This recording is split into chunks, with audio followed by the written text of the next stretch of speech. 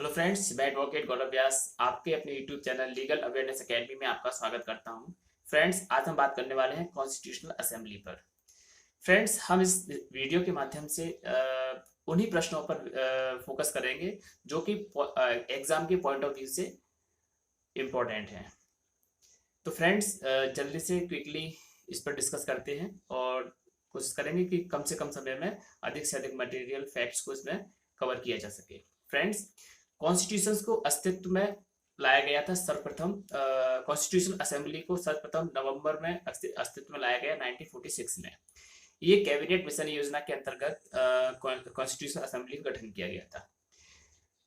Friends, constitution assembly का गठन उस समय 389 सदस्यों को मिलाकर के किया गया था और 389 सदस्य कहाँ कहाँ से आए थे वो आप जान लेते हैं। ब्रिटिश भारत के प्रांत, जहां पर ब्रिटिश गवर्नमेंट का जो शासन चलता था, एक और शासन चलता था देसी राजा और रियासतों का, और 4 कमिश्नरी क्षेत्र, अजमेर, बलूचिस्तान जो कि आज पाकिस्तान में, कुर्ग जो कि कर्नाटक में, दिल्ली, ये 4 कमिश्नरी क्षेत्र हुआ करते थे। 4 कमिश्नरी क्षेत्रों से 4 मेंबर, 292 मेंबर आपके ब्रिटिश प्रांतों से और 93 मेंबर आपके देसी रियासतों से राजा महाराजाओं के द्वारा। फ्रेंड्स, राजा महाराजाओं के द्वारा जो कैंडिडेट्स भेजे गए थे वो सिलेक्टेड कैंडिडेट थे और ब्रिटिश प्रांतों द्वारा जो कैंडिडेट भेजे गए थे वो इलेक्टेड कैंडिडेट्स थे। कुल मिलाकर के 389 सदस्य होते हैं संविधान सभा में। ये संयुक्त संविधान सभा थी, जबकि जब इस सभा का गठन किया गया था उस समय भारत पाकिस्तान का बंटवारा नहीं हुआ था, इसलिए हम इसे संयुक्त संविधान सभा के नाम से भी जानते हैं। फ्रेंड्स, एग्जाम में ये क्वेश्चन आ सकता है कि 389 सदस्यों की जो सभा थी वो किस प्रकार की सभा थी। एक संयुक्त संविधान सभा थी। ठीक, जब भारत और पाकिस्तान इंडिपेंडेंस एक्ट 1947 के आ जाने के बाद जब आजाद हुए थे 14 अगस्त और 15 अगस्त को, उसके बाद में 31 अक्टूबर 1947 को हमारी कॉन्स्टिट्यूशन असेंबली का पुनर्गठन हुआ और उसमें अब 389 सदस्य की जगह 299 सदस्य रह गए। ये एक इंपॉर्टेंट फैक्ट है। 389 की जगह 299 सदस्य रह गए हैं क्योंकि कुछ मेंबर्स अब उस टेरिटरी में चले गए जो कि पार्टीशन होकर पाकिस्तान बन गया है। फ्रेंड्स, जो 389 सदस्यों की कॉन्स्टिट्यूशन असेंबली थी उसकी पहली मीटिंग 9 दिसंबर 1946 को होती है, जिसमें सच्चिदानंद सिन्हा को अस्थायी अध्यक्ष के तौर पर चुना जाता है, बिठाया जाता है सबकी सर्वसम्मति से। 11 दिसंबर 1946 को दूसरी मीटिंग होती है जिसमें 3 इंपॉर्टेंट कार्य किए जाते हैं। तीन लोगों को 3 पद दिए जाते हैं। डॉक्टर राजेंद्र प्रसाद जो पद दिया जाता है संविधान सभा के अध्यक्ष के तौर पर उन्हें चयन किया जाता है। दूसरा पद एस.सी. मुखर्जी वाइस प्रेसिडेंट के तौर पर उन्हें चयन किया जाता है। तीसरा बहुत इंपॉर्टेंट पद है बेनेगल नरसिंह राव जो कि संविधान सलाहकार समिति के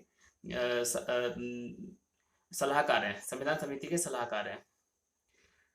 फ्रेंड्स, तीसरी मीटिंग होती है 13 दिसंबर 1946 को, पहली मीटिंग 9 दिसंबर को, दूसरी 11 दिसंबर को और तीसरी 13 दिसंबर को 1946 मीटिंग होती है। इस मीटिंग में भी एक इम्पोर्टेंट काम होता है। इसमें पंडित नेहरू के द्वारा रिजोल्यूशंस, ऑब्जेक्टिव रिजोल्यूशंस को प्रेजेंट किया जाता है, प्रस्तुत किया जाता है और इस ऑब्जेक्टिव रिजोल्यूशंस को, जिसे कि पंडित नेहरू के द्वारा पेश किया गया था, 22 जनवरी 1947 को इसे पास कर दिया जाता है कॉन्स्टिट्यूशनल असेंबली के द्वारा।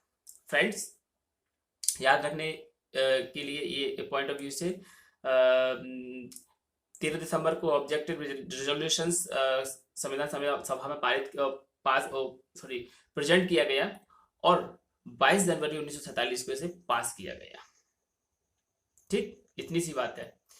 फ्रेंड्स, ऑब्जेक्टिव रिजोल्यूशंस पास हो जाने के बाद अब कॉन्स्टिट्यूशन पर बहस बनाने का कार्य स्टार्ट होता है। ऑब्जेक्टिव रिजोल्यूशंस क्या है इसको थोड़ा सा जान लेते हैं। ऑब्जेक्टिव का मतलब जैसे कि शब्द से हम समझ रहे हैं कि उद्देश्य प्रस्ताव, इसको हम बोलते हैं। उद्देश्य प्रस्ताव को समझने के लिए आप कॉन्स्टिट्यूशन की वर्तमान जो कॉन्स्टिट्यूशन है उसकी उद्देशिका को पढ़ लीजिए। उसमें सब कुछ लिखा हुआ है। 3 प्रकार के न्याय है, आर्थिक, सामाजिक, राजनीतिक, विचार, अभिव्यक्ति, विश्वास, धर्म, उपासना, स्वतंत्रता, 5 प्रकार की स्वतंत्रता है। और ये और भी संप्रभु शक्ति वगैरह, ये पंथ लोकतंत्रात्मक गणराज्य बनाने के लिए सारे शब्द उसमें आए हैं। तो इसका एक उद्देश्य दे दिया कि इस उद्देश्य के लिए हम इस कॉन्स्टिट्यूशन को बना रहे हैं। तो फ्रेंड ऑब्जेक्टिव रिजोल्यूशन को समझने के लिए आप उद्देशिका को पढ़ लीजिए, आपको उद्देशिका से समझ में आ जाएगा कि हमारे ऑब्जेक्टिव रिजोल्यूशन में क्या लिखा हुआ था। उसी के आधार पर हमें कॉन्स्टिट्यूशन फ्रेम करना था, उसको बनाना था। इसके बाद इंपॉर्टेंट रोल प्ले करते हैं BN राव, बेनेगल नरसिंह राव, जो कि संविधान सभा के सलाहकार हैं। Friends, Benegal Narasimha Rau ICS cadre के ऑफिसर थे। इन्हें विधि का, कानून का विशेष ज्ञान होने के कारण न्यायिक पद पर भी बैठाया गया था। उस समय ऐसा प्रचलन था कि ICS कैडर के लोगों को अगर न्यायिक अनुभव है तो उन्हें न्यायाधीश के रूप में भी कार्य करने की छूट दी जाती थी। तो इन्होंने न्यायाधीश के रूप में भी कार्य किया है और ICJ international court of justice में इन्हें भारत की ओर से प्रथम बार न्यायाधीश के रूप में भेजा गया। इन्हें गौरव प्राप्त है इंटरनेशनल कोर्ट ऑफ जस्टिस में भारत की ओर से प्रथम बार जज होने का। तो इस प्रकार से कह सकते हैं कि बेनेगल नरसिंह राव एक बहुत बड़ी वैदिक पर्सनालिटी है और बहुत बड़ा व्यक्तित्व है, जो कि संविधान में बहुत बड़ा रोल प्ले करते हैं। फ्रेंड्स, इन्होंने ही विदेशों में जाकर के घूम करके वहाँ के लोगों से, वहाँ के जो वैदिक पर्सनालिटी है उनसे डिस्कस करते हुए, वहाँ के संविधानों को पढ़ते हुए, डिस्कस करते हुए, उनका अध्ययन करते हुए क्या लेना चाहिए, क्या नहीं लेना चाहिए, कौन कौन सी बातें जो अच्छी हैं, कौन विदेशी संविधानों में, उनको हमें अपने संविधान में समाविष्ट करना चाहिए। तो फ्रेंड्स, इन्होंने सबसे पहले एक प्रारूप तैयार किया कॉन्स्टिट्यूशंस का BN राव के द्वारा, बेनेगल नरसिंह राव के द्वारा।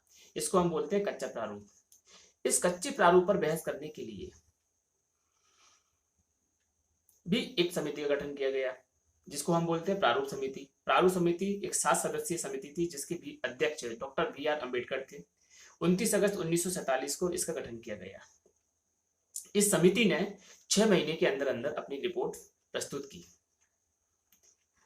इनके द्वारा जो रिपोर्ट प्रस्तुत की गई थी BR राव के जो प्रारूप समिति है, उस रिपोर्ट पर 3 वाचन संविधान सभा में किए गए और 3 वाचन क्रमशः प्रथम, द्वितीय, तृतीय। और इस वाचन में क्या होता है फ्रेंड, इस वाचन में संविधान सभा के सदस्यों के द्वारा जो प्रारूप समिति के द्वारा कॉन्स्टिट्यूशन का जो प्रारूप बनाया गया है, उस प्रारूप को देखते हुए कि क्या सही है, क्या गलत है, क्या रखना चाहिए, क्या हटाना चाहिए, इन सब पर डिबेट्स हुई।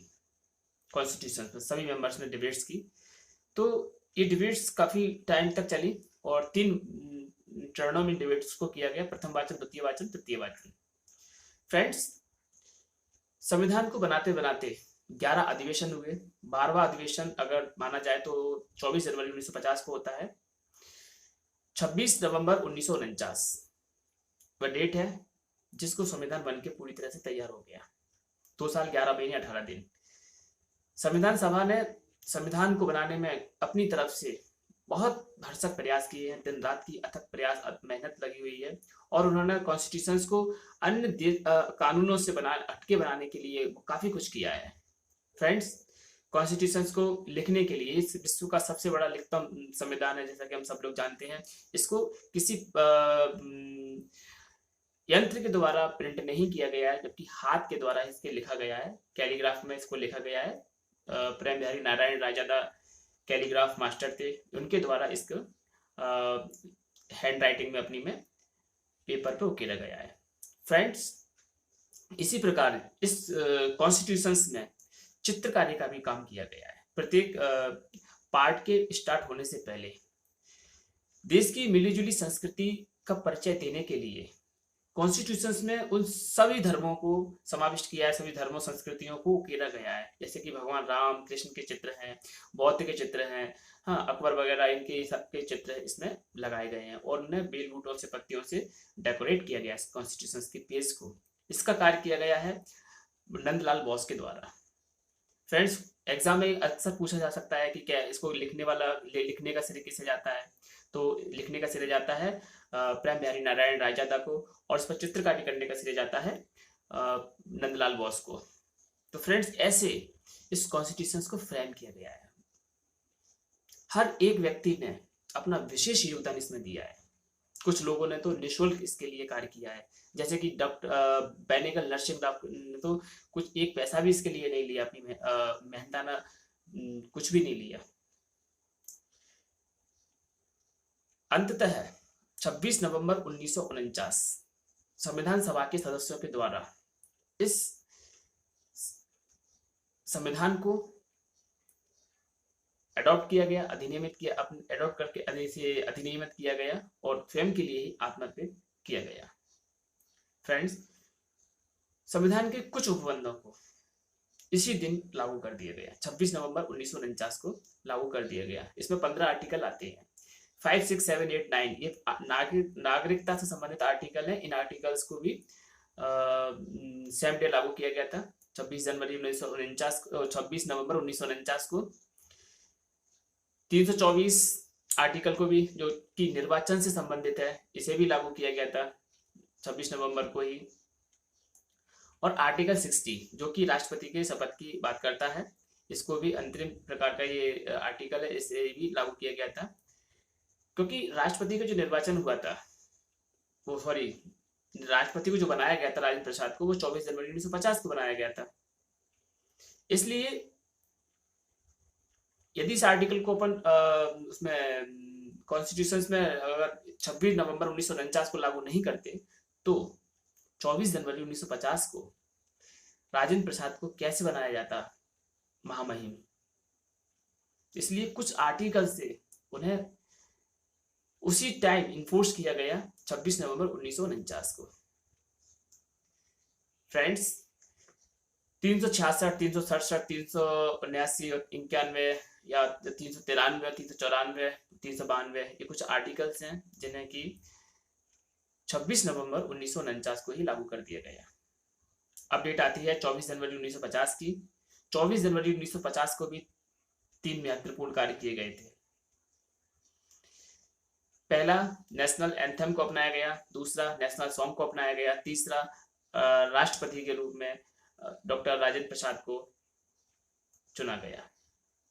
फ्रेंड्स, और ये संविधान की अंतिम बैठक थी 26 जनवरी 1950।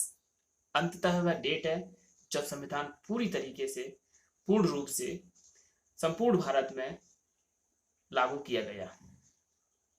जम्मू एंड कश्मीर इसका एक्सेप्शन है, लेकिन आज तो जम्मू और कश्मीर में भी लागू है। फ्रेंड्स, कॉन्स्टिट्यूशंस को लेकर के कुछ लोगों में बड़ी भ्रांतियां हैं। सोशल प्लेटफॉर्म पर, मीडिया आजकल तो मीडिया वाले भी इस बात को बड़ा स्प्रे करते हैं। राजनीतिक लोग भी बड़ा स्प्रे करते हैं इस बात को, बहुत ज्यादा इसको पब्लिश करते हैं कि कॉन्स्टिट्यूशन के निर्माता कौन, कॉन्स्टिट्यूशन बनाने वाले कौन। अरे भैया, इन बातों से क्या मतलब है? कॉन्स्टिट्यूशंस के अगर वास्तविक निर्माता की बात की जाए तो कॉन्स्टिट्यूशन असेंबली के मेंबर कॉन्स्टिट्यूशंस के निर्माता हैं, ना कि BR अंबेडकर जी कॉन्स्टिट्यूशंस के निर्माता हैं। व्हाट्सएप, मैसेंजर, फेसबुक, ट्विटर, सब जगह देखने को मिलता है, लोग पब्लिश करते हैं, शेयर करते हैं कॉन्स्टिट्यूशन। इस तरह की बातें करना ठीक नहीं है, क्योंकि जो 299 सदस्य हैं, ये उनके प्रति नाइंसाफी होगी, उनके परिश्रम, उनके श्रम, उनके योगदान के प्रति नाइंसाफी होगी। BN राव, कितने लोग जानते हैं बेनेगल नरसिंह राव को? जो उन्होंने तो बहुत इंपॉर्टेंट रोल प्ले किया था कॉन्स्टिट्यूशन के अंदर, कोई नहीं जानता देश के अंदर, बहुत कम लोग रेयर कैटेगरी में जानते हैं। तो फ्रेंड्स, इन फालतू के क्वेश्चंस पर ध्यान न लगाते हुए हमें तो सिर्फ उन क्वेश्चंस पर, उस मटेरियल पर ध्यान लगाना है जो हमारे लिए आवश्यक है। उम्मीद करता हूं कि आपको ये वीडियो अच्छा लगेगा और आप अपने कमेंट्स, जो भी कमेंट्स हैं, कमेंट्स बॉक्स में लिख कर हमें बता सकते हैं और हम कोशिश करेंगे कि आपके कमेंट्स का आंसर दे सकें। Thank you very much.